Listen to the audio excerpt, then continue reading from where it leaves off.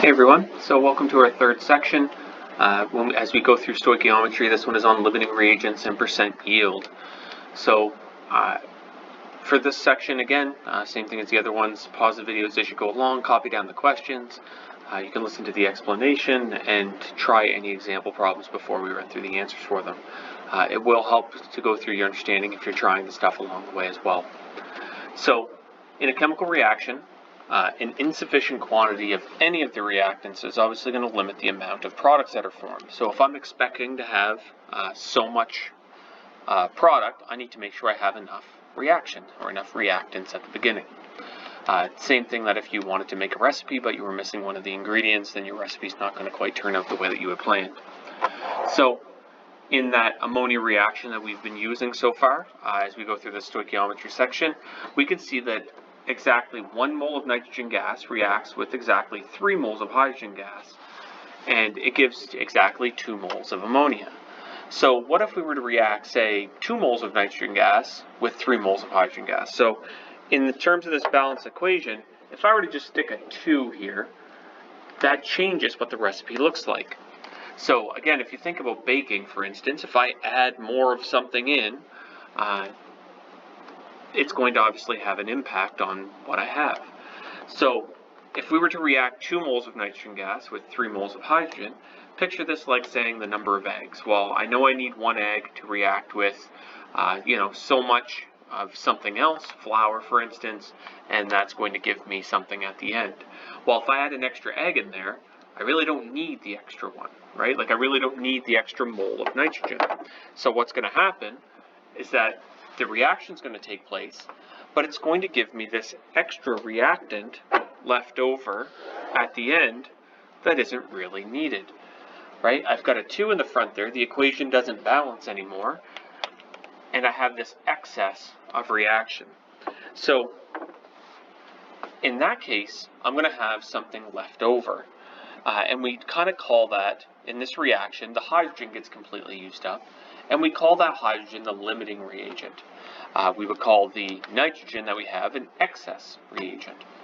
Okay, so the limiting reagent determines the amount of product that can be formed by a reaction. The reaction occurs only until that limiting reagent gets used up. The reactant that is not completely used is called the excess agent.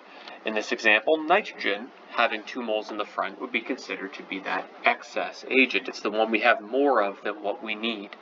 And the reaction is limited by whatever gets used up first. In this case, what gets used up first is going to be that hydrogen. So that's notified or called the limiting reagent. As an example, copper reacts with sulfur to form copper 1 sulfide according to the following balanced equation. Now it's asking, out of this, what is the limiting reagent if I had 80 grams of copper? Okay, so I've got 80 grams of this one, and I've got 25 grams of sulfur. Okay, it's saying which one is going to get used up first? Which one is the limiting reagent? So what we're going to have to do with this is I'm going to have to come up with a way to compare them. Okay, compare one to the other and find out which one gets used up first. So I'm going to pause this example here, give you a little break for a second, try it out, see if you can come up with a way that you can compare them. And then when you're ready, or you need to see how to go through it, check and see if you're on the right track, come on back and we'll go through it.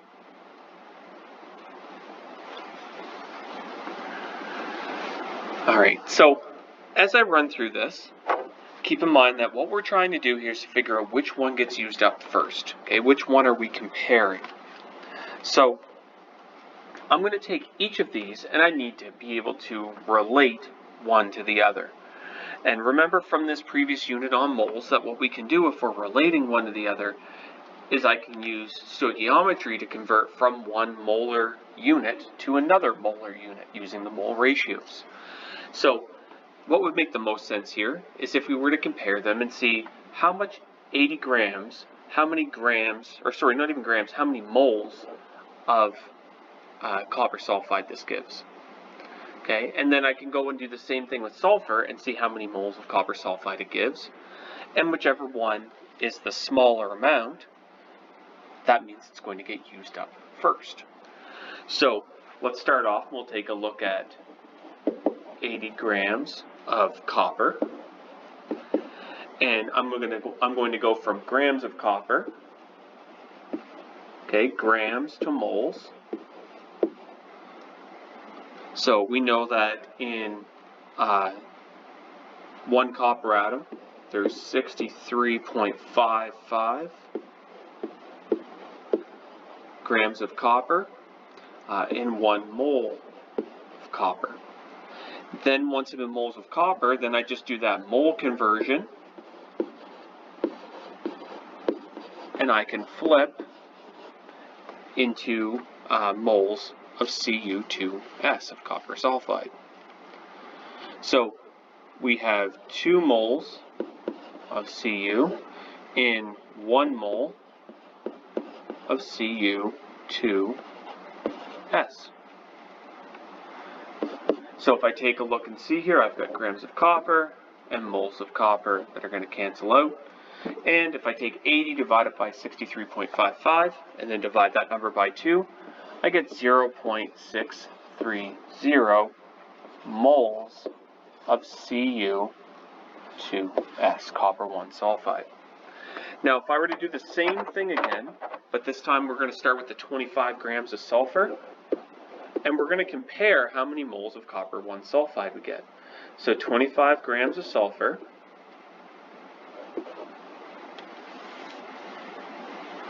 is going to give me, I had an arrow there, should have a multiplication symbol. It's going to give me 32.07 grams of sulfur for its molar mass per 1 mole of sulfur. Okay, there's the number of moles of it. Now from there I need to get to my molar conversion. So I've got 1 mole of sulfur, and that is going to flip me into 1 mole of Cu2S. Moles of sulfur cancel, grams of sulfur cancel, and I can see that when I multiply these together I get 0.779 moles of Cu2S. So when I compare these two together, okay, 0.63 and 0.779, do you see how the 0.63 is smaller? So it's going to get used up first. It's going to be the first one to be completely used in that reaction. So if that's the case, if this one is the smaller amount, okay, that would mean that my 80 grams of copper is going to get used up before the 25 grams of sulfur. That means that copper would be the limiting reagent.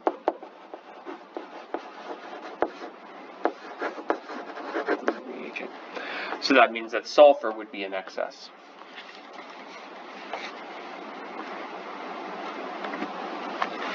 Alright, so example 2.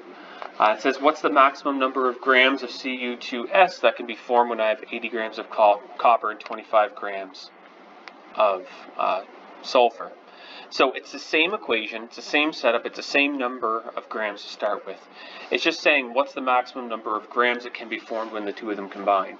So if I go back and I take a look at this one, we knew that copper got used up first, and then I knew that copper is going to give me 0.630 moles of Cu2S. So it's just asking, if I had 0.630 moles of Cu2S, how many grams is that? So again, pause the video, give it a try, and come back when you're ready to go over the answer. Alright, so let's take a run through. So 0.630 moles of Cu2S, so 0.630 moles of copper 1 sulfide, Cu2S. We know that in 1 mole of Cu2S, I'm going to have 159.17 grams of Cu2S.